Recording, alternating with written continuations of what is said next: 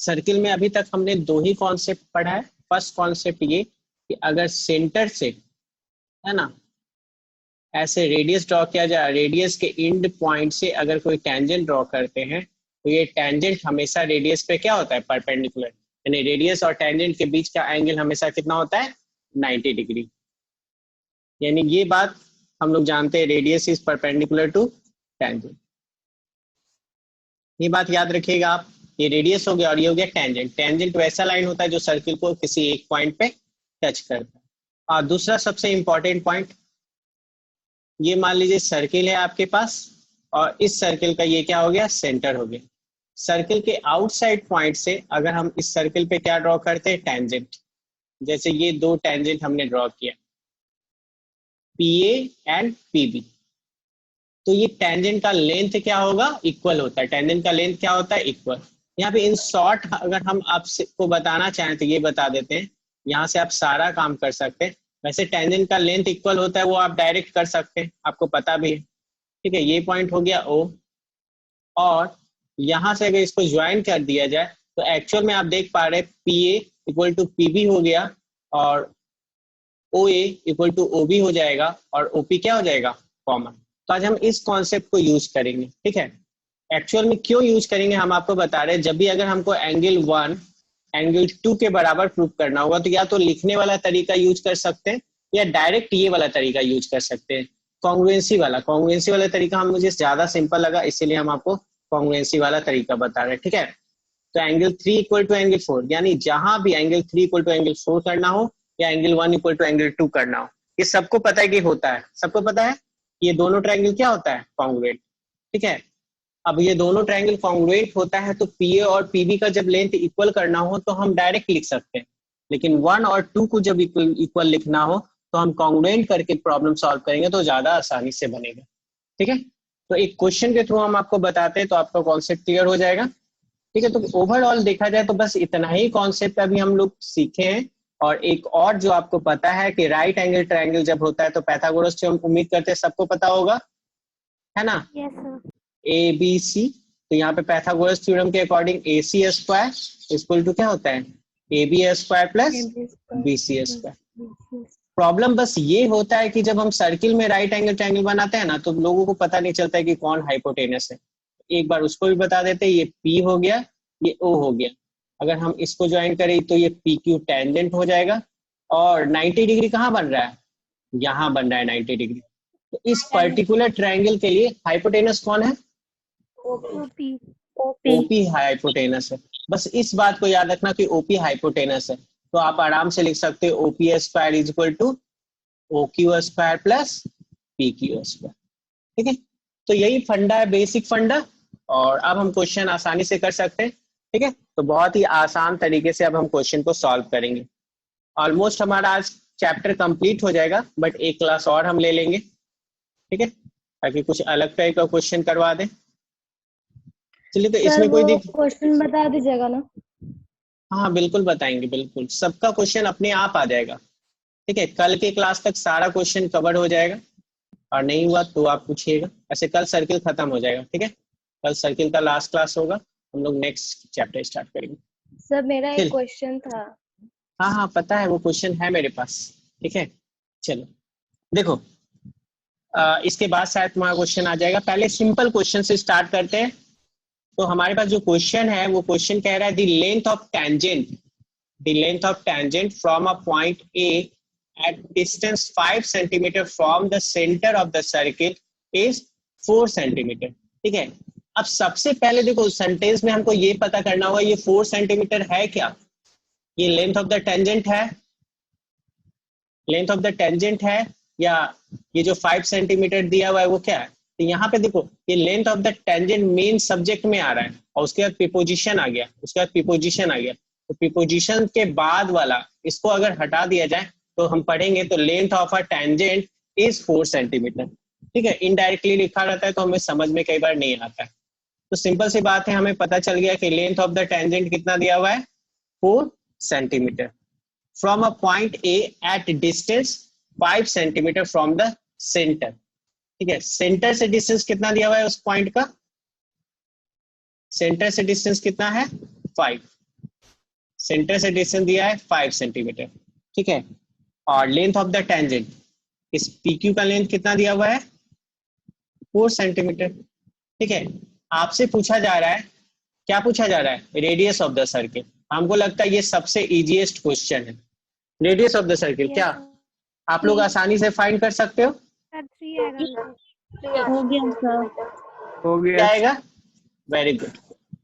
चलिए तो इसको हम सॉल्व कर देते हैं। वैसे तो ये आसानी क्वेश्चन था, पाइथागोरस लगाएंगे, डायरेक्ट कर देते हैं। OQ square is equal to क्या लिखेंगे, OP स्क्वायर। बस ये बात याद रखना, कौन हाइपोटेनस, ये 90 डिग्री, 90 डिग्री के अपोजिट वाला hypotenuse. OP square minus QP square. OP का वैल्यू 5 है ना, 5 स्क्वायर, और QP का वैल्यू 4 स्क्वायर। तो ये हो गया आपका again 25 minus 60 that is equal to 9, और देयरफॉर OQ ही रेडियस है, तो OQ इक्वल टू कितना हो जाएगा, OQ स्क्वायर इक्वल टू 9, तो OQ इक्वल टू 3 सेंटीमीटर। बताइए इसमें किसी को कोई दिक्कत? ये वाला क्वेश्चन तो आसान था सबके लिए, ये वाला क्वेश्चन आसान था ना सबके लिए। चलिए अब नेक्स्ट क्वेश्चन देखते हैं, और नेक्स्ट क्वेश्चन थोड़ा सा अच्छा क्वेश्चन है, ठीक है। इसमें मैक्सिमम लोगों को कंफ्यूजन होता है थोड़ा, तो नहीं समझ में आएगा तो बोलिएगा। इसमें तो कुछ नोट करना नहीं है, ये कर लीजिएगा आप लोग, है ना। चलो नेक्स्ट क्वेश्चन देखते हैं। नेक्स्ट क्वेश्चन ये रहा, ठीक है। यही क्वेश्चन था जानवी तुम्हारा। क्वेश्चन ये है, prove that the perpendicular at the point of contact to the tangent to a circle passes through the centre. मतलब सबसे पहले हमें सर्किल बनाना है, तो चलिए हमारे पास सर्किल हो गया, ठीक है। सर्किल का ये क्या हो गया, सेंटर। तो सर्किल का सेंटर हम ले लेते हैं, मान लेते हैं कि ये सर्किल का सेंटर क्या है, O है, ठीक है। सर्किल का सेंटर हो गया। अब बोल रहा है prove that the perpendicular at the point of contact to the tangent. तो इसमें सबसे पहले तो एक टेंजेंट ड्रॉ करना पड़ेगा, तो ये हो गया हमारा टेंजेंट। और इस टेंजेंट पे, टेंजेंट का नाम लिख देते हैं XY, ठीक है। और ये जो पॉइंट है, ये पॉइंट हो गया point of contact P। P क्या हो गया, पॉइंट ऑफ कांटेक्ट। यहां तक कोई दिक्कत नहीं। अब उसके बाद बोल ये रहा है ना कि अगर P पे परपेंडिकुलर ड्रॉ करेंगे ना, P पे परपेंडिकुलर ड्रॉ करेंगे तो वो कहां से पास करेगा, सेंटर से। ये हमको प्रूव करना है, यानी हमें ये प्रूव करना है कि P पे अगर हम परपेंडिकुलर ड्रॉ करें, यानी P पॉइंट पे अगर परपेंडिकुलर ड्रॉ करें तो वो कहां से पास करेगा, सेंटर से, ठीक है। लेकिन थोड़ी देर के लिए हम मान लेते हैं, थोड़ी देर के लिए हम मान लेते हैं कि O से ये जो है परपेंडिकुलर O से नहीं पास कर रहा है, एक और पॉइंट है यहाँ पे, वो पॉइंट है O डैश। और P पे परपेंडिकुलर ड्रॉ कर रहे हैं तो वो कहां से पास कर रहा है, O डैश से। ऐसा हम थोड़ी देर के लिए सपोज कर देते हैं। सपोज क्या कर लेते हैं कि O से पास नहीं कर रहा है, O डैश से पास कर रहा है। जो बात बोल रहे हैं सबको समझ में आ रहा है क्या बोल रहे हैं, ठीक है। हम लिख देते हैं तो आपको ज्यादा अच्छे से समझ में आएगा, ठीक है। हम बोल रहे हैं सबसे पहले तो ये सर्किल हमें लेट करना पड़ेगा, तो कंसीडर करके सारा डिटेल लिख लेते हैं पहले। Consider a circle, consider a circle with center O, है ना, in which XY is a tangent which intersect the circle, है ना, which intersect the circle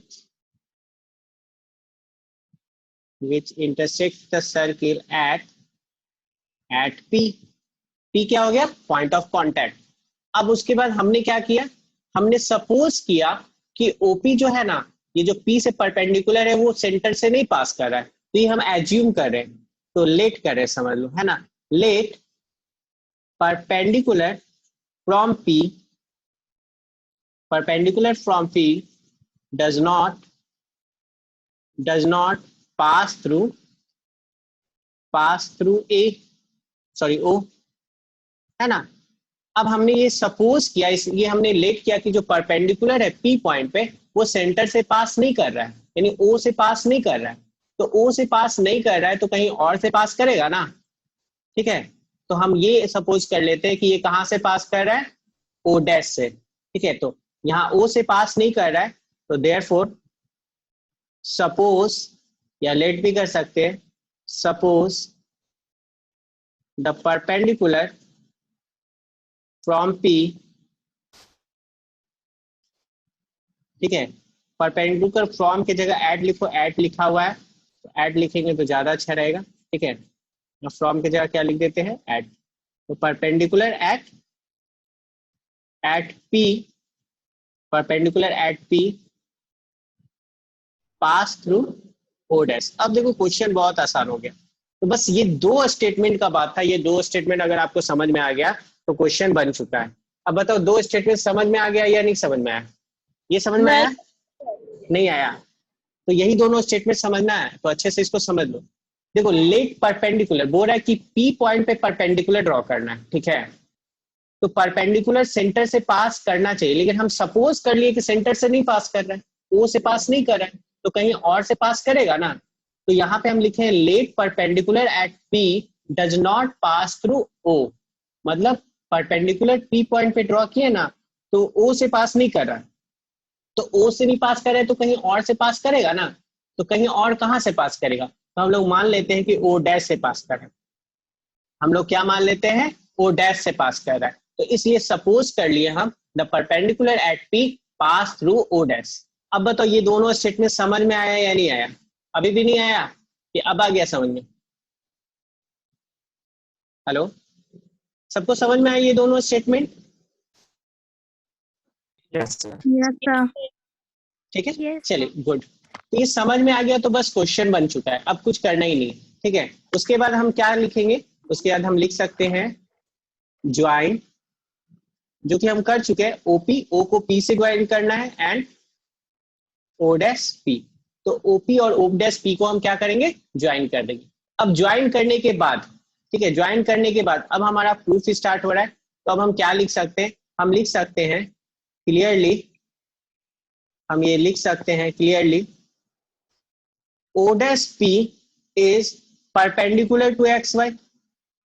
अब ये कहां से लिख रहे हैं कि O dash P जो है परपेंडिकुलर है XY पे, ये कहां से हम लिख रहे हैं, ये एक्चुअल में इसलिए लिख रहे हैं क्योंकि हम सपोज किए, सपोज क्या किए, perpendicular at P pass through O dash, यानी परपेंडिकुलर P पे जो परपेंडिकुलर ड्रॉ करे वो कहां से पास कर रहा है, O dash से। तो ये तुम्हारा O dash P is perpendicular to XY हुआ ना, ठीक है, बाय कंस्ट्रक्शन। ये कैसे हुआ, बाय कंस्ट्रक्शन, ठीक। इसका मतलब ये हुआ कि angle O dash P Y, इसका वैल्यू कितना हो जाएगा, 90 डिग्री, ये हो गया 1, ठीक है। अब एक बात बताओ, ओपी, ओपी क्या रेडियस है, also Yes, sir. OP is perpendicular to X Y. अब अगेन हम लिख रहे हैं ओपी भी परपेंडिकुलर है एक्स वाई पे। अब ये बात हम कैसे कह सकते हैं कि ओपी परपेंडिकुलर है एक्स वाई पे, क्योंकि ओपी क्या है, क्योंकि हम लोग जानते हैं कि रेडियस क्या होता है, radius is perpendicular to tangent. ये हमने प्रूव किया है थ्योरम कि रेडियस टेंजेंट पे परपेंडिकुलर होता है, तो OP is perpendicular to X Y. अगर ओपी एक्स वाई पे परपेंडिकुलर है तो बताओ कौन सा एंगल 90 डिग्री होगा, O P Y, angle O P Y, यानी ये वाला एंगल भी क्या हो गया, 90 डिग्री, ठीक है। अब from first and second, from first and second से कंक्लूजन क्या निकलता है, ओ डैश पी वाई भी 90, ओ डैश पी वाई भी 90 और ओ पी वाई भी 90। इसका मतलब क्या हो गया, इसका मतलब हो गया O dash P Y is equal to angle O P Y, हो गया ना। अब बताओ ये दोनों एंगल दिख रहा है, ये भी 90 और ये भी 90, ये कब पॉसिबल है, ये कब पॉसिबल है, जब O dash दोनों, radius हो। हाँ, जब ओ डैश पी और ओ पी दोनों एक ही लाइन हो, दोनों अलग अलग लाइन नहीं हो, यानी दोनों क्या करे, कोइंसाइड करे। तो Coincide बस करे। है ना, बस हम इस बात को लिख देंगे, this is possible, this is possible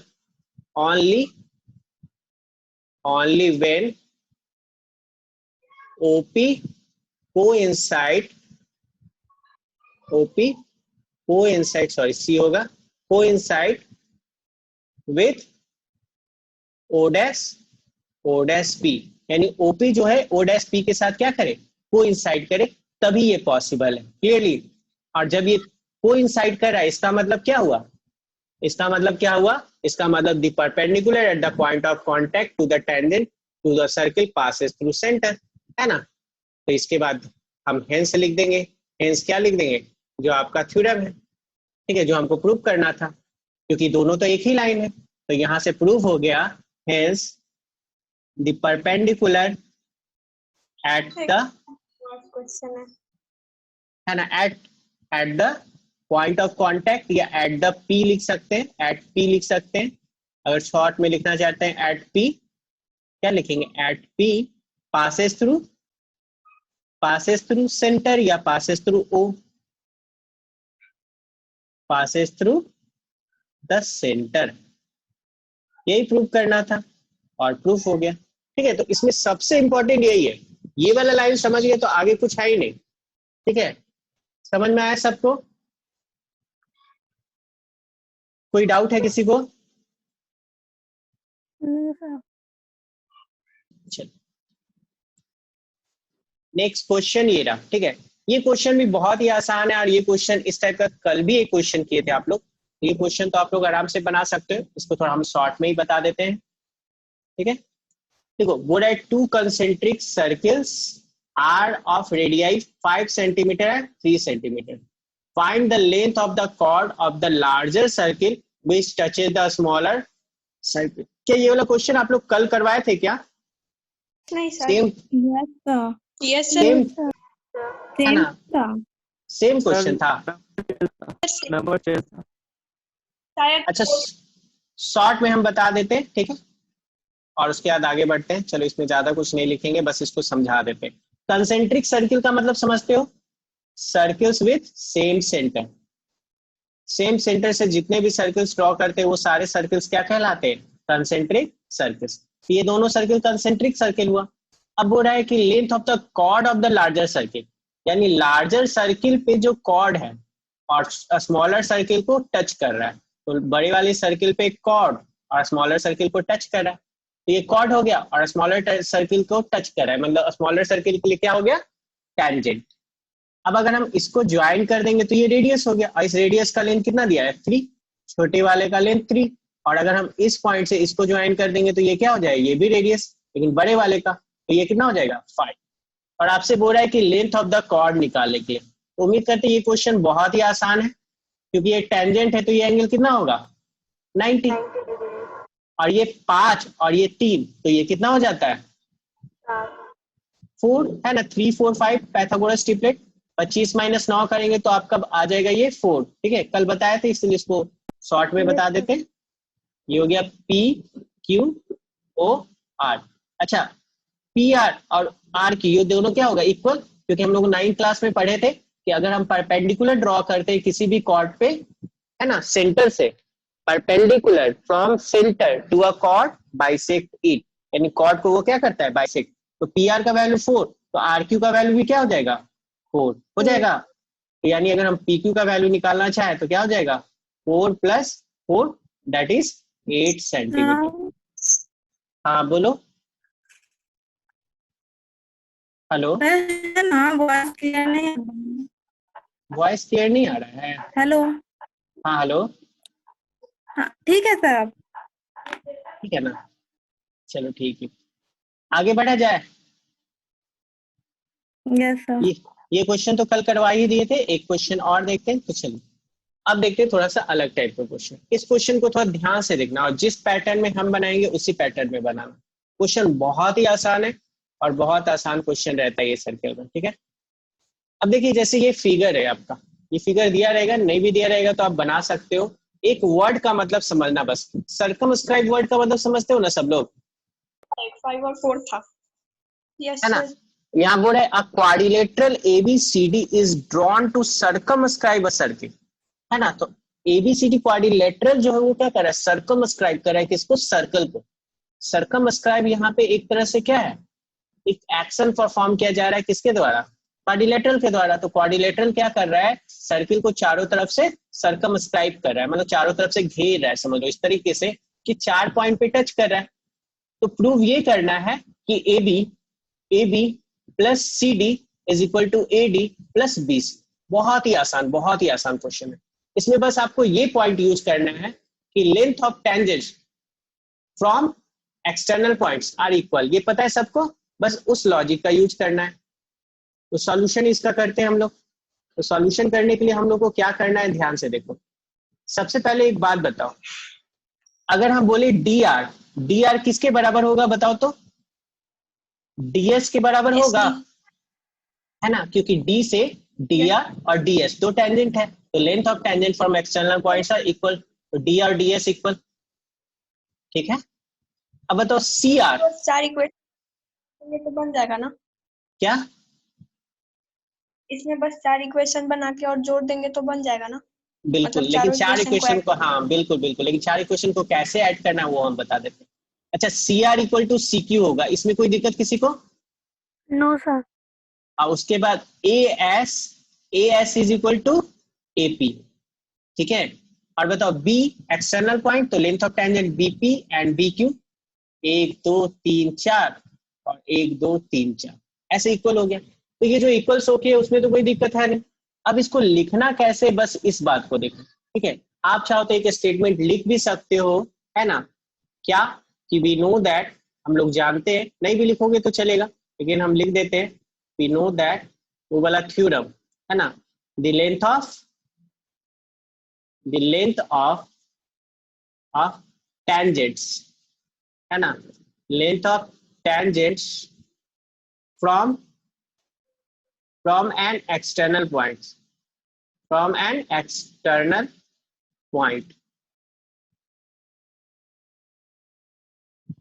from an external point are equal, है ना, are equal। ठीक है, यानी लेंथ ऑफ टेंजेंट्स, दो टेंजेंट का लेंथ हमेशा क्या होता है, इक्वल होता है अगर एक्सटर्नल पॉइंट से ड्रॉ किया गया हो। ठीक है, तो देयरफॉर हम लोग क्या लिख सकते हैं, हम लोग लिखेंगे, देखो पहला हम क्या लिख रहे हैं, ध्यान से देखना, हम लिख रहे हैं ds is equal to dr। ठीक है, अब इसको अगर डायरेक्ट लिखना चाहते हैं या ऐसे भी लिखना चाहते हैं तो हम ऐसे बताते हैं। यहाँ पे क्या लिखते हैं, टेंजेंट्स फ्रॉम, आप लोगों को बताया है, टेंजेंट्स फ्रॉम क्या लिखेंगे, टेंजेंट्स फ्रॉम d। ये दोनों टेंजेंट d से ड्रॉ किया गया इसीलिए इक्वल है।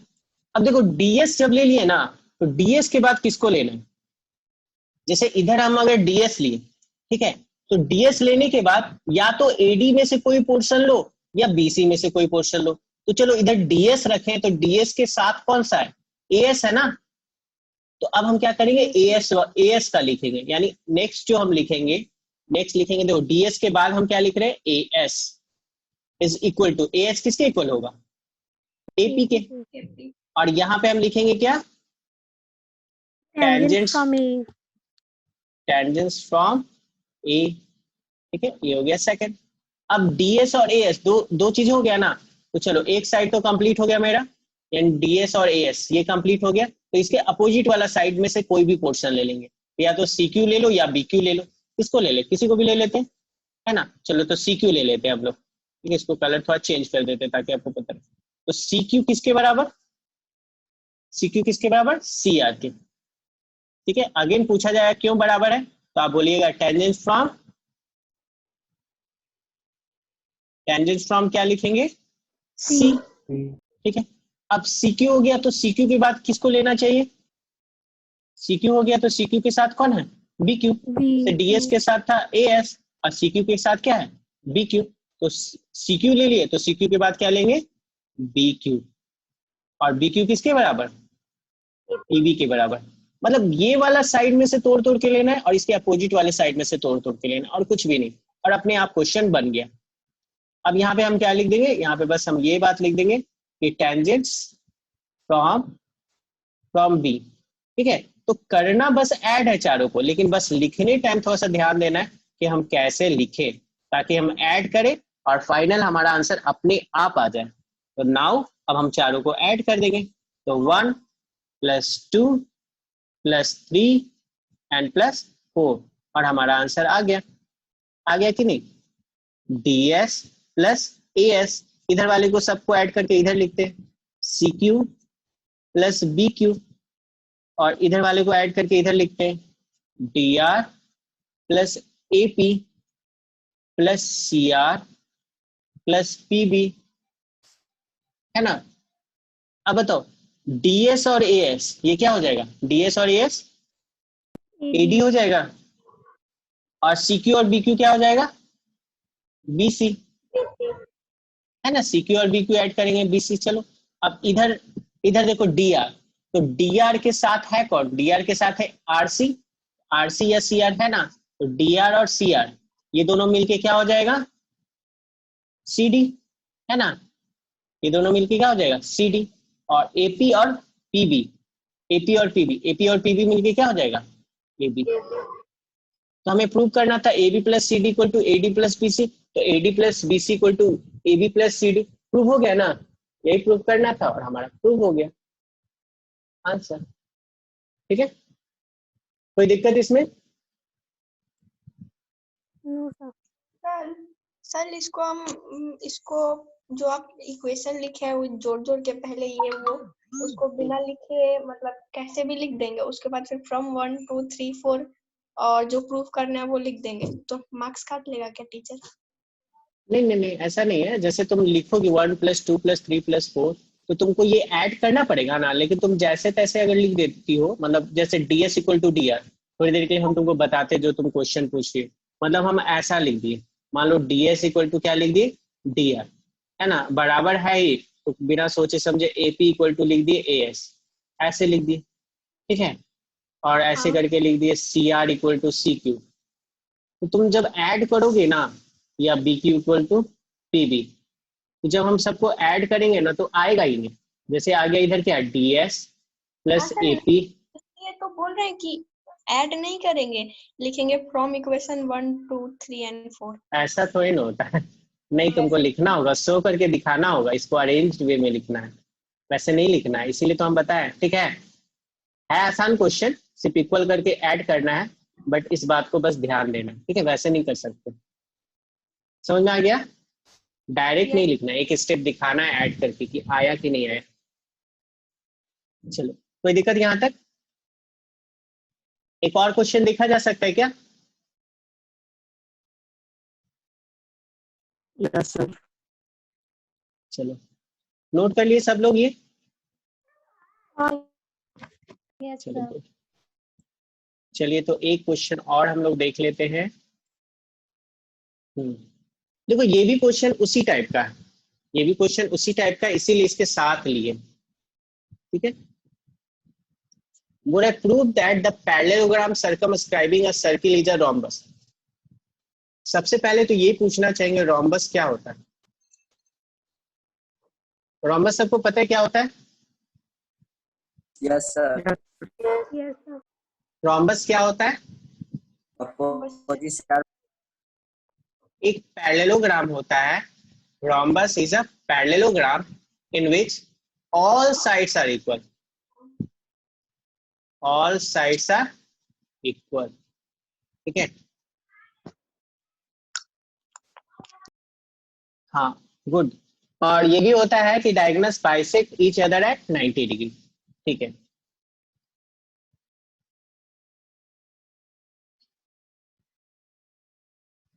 सॉल्व करते समय पिछले वाले क्वेश्चन में एक डाउट आया कि पिछले वाले क्वेश्चन में शायद सॉल्व करते हुए कौन सा साइड लेंगे, कैसे पता चलेगा कौन सा साइड लेंगे? बस वो क्वेश्चन के अकॉर्डिंग लेना है, मतलब दोनों अपोजिट साइड लेना है, जो जिसके साथ है उसको उसके साथ लेना है ना, जैसे आपको बताया गया। ठीक है, जैसे एग्जांपल के लिए एक मिनट, ये वाला क्वेश्चन है ना, तो DS और AS को हम साथ में लिए, DS को लिए तो DR, तो हमको ये नहीं दिखना है, बस DS लिए तो DS के बाद क्या लेंगे, AS लेंगे, तो ये DS और AS को ऐड करने से AD मिलेगा, हमको ये पता है।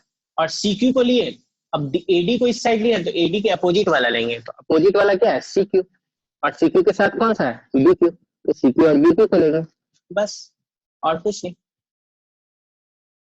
देखो रोम्बस इज अ पैरेललोग्राम, मतलब पैरेललोग्राम जो है जो सर्कमस्क्राइब कर रहा है सर्किल को, वो रोम्बस होगा, ये प्रूफ करना है। और रोम्बस के लिए हमको सारे साइड को क्या करना पड़ता है, इक्वल। तो बस ये भी क्वेश्चन सेम है, कैसे सेम है, देखो इसमें क्या करना है, सबसे पहले इसमें हम क्या करेंगे, एक सर्किल बना देते हैं, और इस बार जो सर्किल है तो अच्छा नहीं बना, एक मिनट फिर से बना देते हैं। ये जो सर्किल बना रहे हैं हम, ठीक है, एक सर्किल बना दिए, और ये सर्किल, इस सर्किल को चारों तरफ से कौन घेर रहा है, एक क्वाड्रिलेटरल घेर रहा है, एक सॉरी पैरेललोग्राम घेर रहा है। तो इसके चारों तरफ हम क्या बना देंगे, पैरेललोग्राम। यानी यहाँ पे ये जो है, ये क्या है, पैरेललोग्राम, ये क्या है, पैरेललोग्राम, ठीक है। यानी यहाँ पे ये पैरेललोग्राम हो गया ए बी सी डी। तो पैरेललोग्राम है तो ए बी बताओ किसके बराबर होगा, हाँ पैरेललोग्राम है। दिख नहीं रहा है उस पे मत जाओ, अच्छा दिख नहीं रहा है उस पे मत जाओ, तो तुम अपने हिसाब से ड्रॉ कर सकते हो ना, ठीक है ना। अब जैसा ड्रॉ हुआ वैसे, स्क्वायर इज ऑल्सो पैरेललोग्राम, ठीक है। तो ये जो है ए बी जो है और सी डी, ठीक है, ए बी और सी डी ये इक्वल होगा, हमें पता है, और हमें ये भी पता है कि ए डी और बी सी भी इक्वल होगा। सबको ये बात पता है या नहीं पता है? अगर पैरेललोग्राम है तो अपोजिट साइड इक्वल होगा। तो करना क्या है, ऐसा क्या कर दिया जाए कि काम हो जाए? तो बस करना हमको ये है ना कि ए बी को, यानी इस वाले साइड को, जैसे हमको पता है कि ये वाला साइड इसके बराबर और ये वाला साइड इसके बराबर, ये हमको पता है ना। लेकिन किसी तरह से अगर इस वाले साइड को इसके बराबर कर देते हैं तो ये तो इसके बराबर था ही, अब ए बी बी सी के बराबर हो गया और बी सी ए डी के बराबर, तो चारों बराबर हो गया। यानी हमको ओवरऑल देखा जाए तो ए बी बराबर बी सी प्रूव करना है। हमें क्या प्रूव करना है, A B equal to B C. अगर हम A B equal to B C prove कर पाते हैं तो हमारा क्वेश्चन बन जाएगा। बात समझ में आया सबको? हमें क्या प्रूव करना है, ए बी बराबर A B equal to B C. अब A B equal to B C prove करने के लिए जो लॉजिक लगाना है, जो भी कॉन्सेप्ट लगाना है वो लगाते हैं। तो चलो फिर से यहाँ पे भी हम ले लेते हैं पी क्यू आर और एस, ठीक है, पी क्यू आर और एस। अब हमें ए बी बराबर क्या प्रूव करना है, बी सी। अब कैसे प्रूव किया जाए ए बी और बी सी को? तो देखो अभी अभी हम जो प्रूव किए हैं, अभी हमने जो प्रूव किया उसको हम थोड़ा सा करते हैं।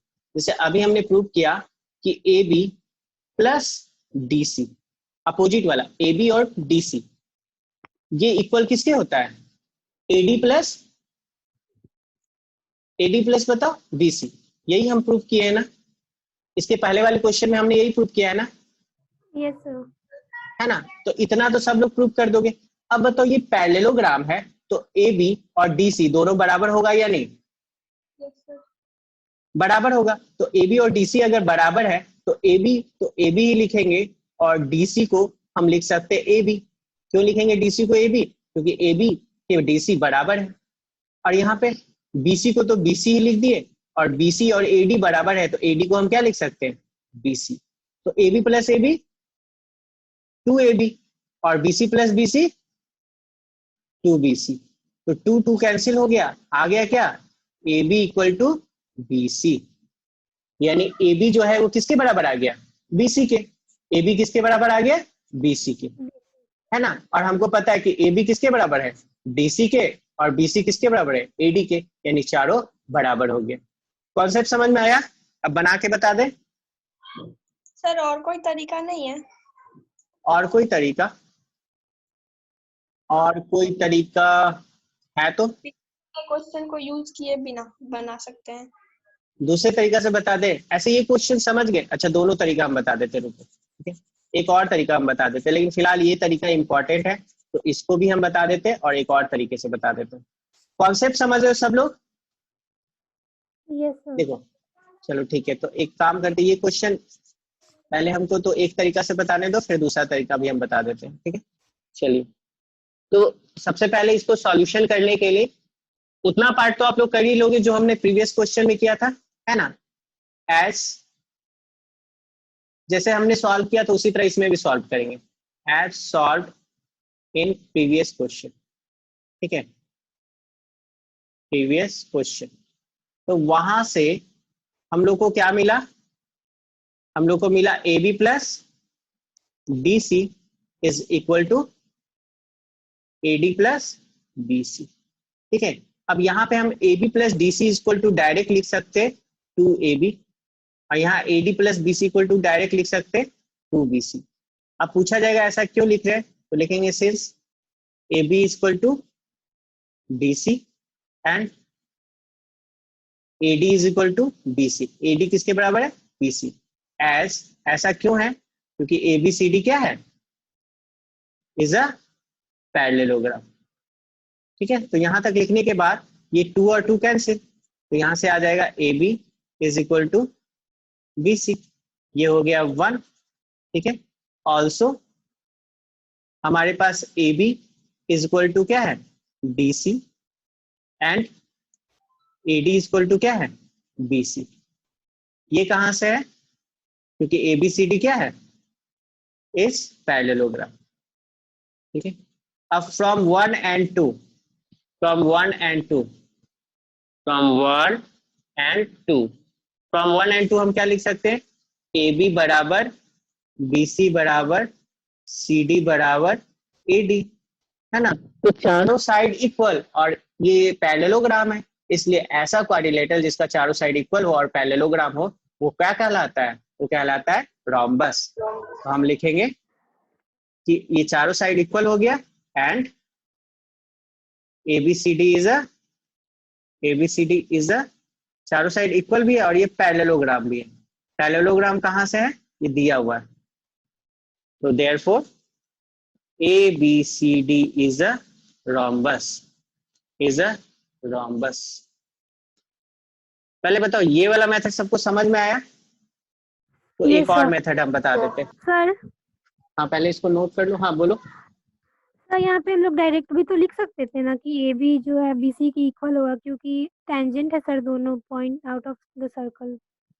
AB और BC क्यों ना इक्वल होगा, BS और BR इक्वल होगा ना, BS और BR इक्वल होगा। ठीक है, AB तो बाहर निकल गया ना, टेंजेंट की बात करें तो टेंजेंट जो तुम बोल रही है ये BS है ना, BS और BR इक्वल होगा ना, बात समझ में आया। Yes sir. ठीक है, सर ए बी नहीं हो सकता है। AB कैसे होगा, AB कैसे इक्वल होगा, डायरेक्ट हम नहीं ना लिख सकते AB इक्वल टू, AB को डायरेक्ट इक्वल नहीं कर सकते BC के, क्योंकि AB ये बाहर निकल गया है ना, टेंजेंट तो यहीं से S से yes sir. Length of tangent SB BS और BR यही इक्वल होगा। Yes sir. अगर हो गया तो हम दूसरा मेथड बताते हैं, बोलिए, इसको पहले नोट कर लीजिए।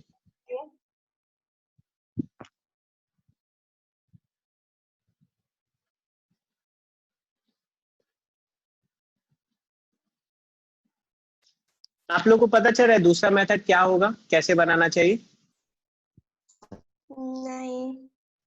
नहीं, चलो तो हम बताते हैं। अच्छा कोशिश करते इसी में बन जाए, है ना।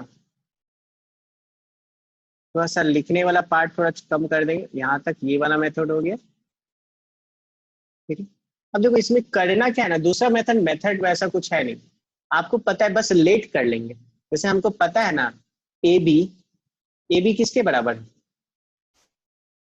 DC के बराबर है ना। तो अच्छा बताओ AB को X लेट करेंगे तो क्या DC को भी हम X लेट कर सकते हैं या नहीं, बताओ। लेट कर सकते हैं।